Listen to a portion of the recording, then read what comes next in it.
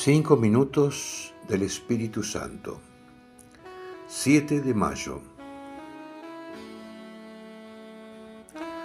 Ya los apóstoles de Jesús acostumbraban imponer las manos a los que habían sido bautizados para que recibieran de un modo especial el Espíritu Santo.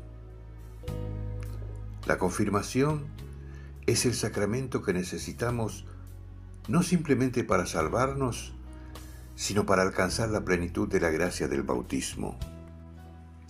A los bautizados, el sacramento de la confirmación los une más íntimamente a la Iglesia y los enriquece con una fortaleza especial del Espíritu Santo.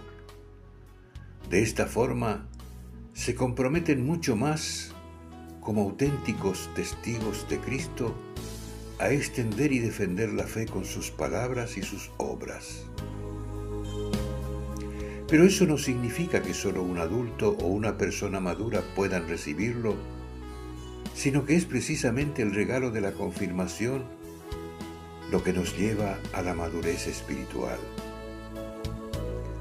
Demos gracias al Espíritu Santo porque Él se derramó en nosotros en ese hermoso sacramento.